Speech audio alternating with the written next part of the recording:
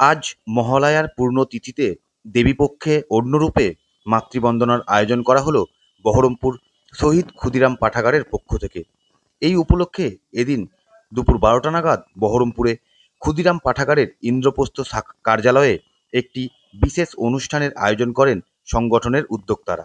মূলত এই ক্ষুদিরাম পাঠাগারের পেছনে যাদের অক্লান্ত পরিশ্রম ও উপস্থিতি রয়েছে, বরাবর তাদের প্রতি শ্রদ্ধা জ্ঞাপন ও তাদের জনসমক্ষে একত্রিত করার লক্ষ্যে এই উদ্যোগ গ্রহণ করা হয়েছে সংগঠনের পক্ষ থেকে।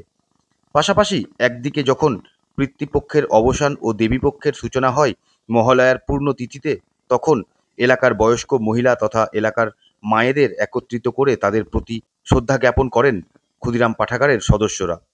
উদ্যোক্তাদের বক্তব্য, বরাবর যাদের উপস্থিতি, সহযোগিতা ও অক্লান্ত পরিশ্রম রীতিমতো অনুপ্রেরণা জুগিয়েছে এই সংগঠনকে, আজ এই পূর্ণতিথিতে তাদের প্রতি শ্রদ্ধা জ্ঞাপন করার লক্ষ্যে এই অভিনব উদ্যোগ গ্রহণ করা হয়েছে শহীদ ক্ষুদিরাম পাঠাগারের পক্ষ থেকে।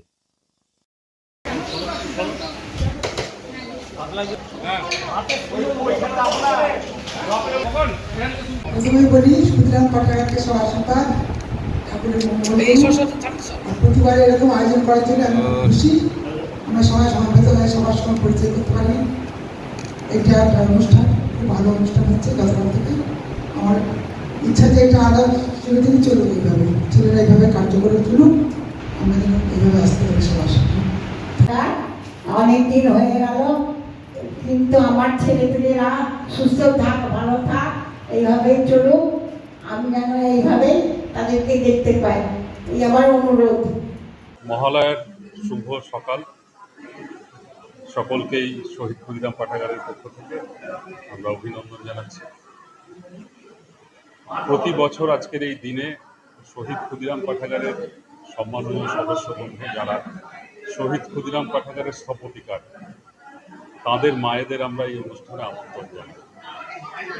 শহীদ ক্ষুদিরাম পাঠাগার যখন যে সময় সৃষ্টি হয়েছিল, সেই সময় সদস্য বন্ধুদের মায়েরা যদি এগিয়ে না আসতেন, সাহস না জোগাতেন এরকম জনসেবার কাজে, তাহলে হয়তো আজকে শহীদ ক্ষুদিরাম পাঠাগার সৃষ্টি হতো। তো সেই সময়ে তাদের বরাভয়, তাদের সাহস, তাদের এই সমাজ সেবার প্রতি তাদের ছেলেদের যে এগিয়ে আসা, সেগুলোকে সমর্থন করেছিলেন বলে শহীদ ক্ষুদিরাম পাঠাগার আস্তে আস্তে সৃষ্টি হয়েছিল এবং আজকে প্রায় 43 বছর জনসেবার কাজ নিয়ে এগিয়ে চলেছে। তো আমাদের সেই সময় যারা মায়েরা ছিলেন, শহীদ ক্ষুদিরাম পাঠাগারের সঙ্গে তাদের সম্পৃক্ততা এবং তাদের যে পাশে থাকা, তার অনেক গল্পকথা আছে, সেগুলো বলতে গেলে দিন রাত কাবার হয়ে যায়।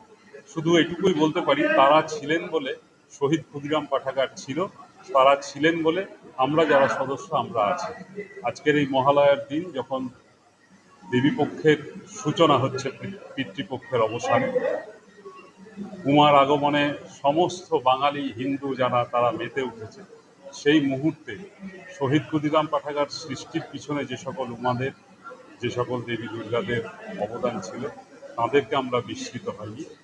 মানে সময়ের অন্তরাল সরিয়ে তাদেরকে সকলের সঙ্গে সমবেত করার এই প্রচেষ্টাতেই আজকের এই অনুষ্ঠান, দেবীপক্ষে মাতৃবন্দনা অন্যরূপে। অনুষ্ঠান শেষ হলো, কিন্তু অপেক্ষা আবার পরের বছর তাদের সঙ্গে আবার এইরকমভাবে মিলিত হবে এবং পিছনের যে স্মৃতি মেদুরতা, সেগুলোকে সঙ্গে করে আগামী সময়ে আরও দৃঢ় প্রত্যয় নিয়ে শহীদ ক্ষুদিরাম পাঠাগার এগিয়ে যাবে, এই আহ্বান রেখে আজকের এই অনুষ্ঠান আমরা করেছি। দেবীপক্ষে মাতৃবন্দনা অন্যরূপে।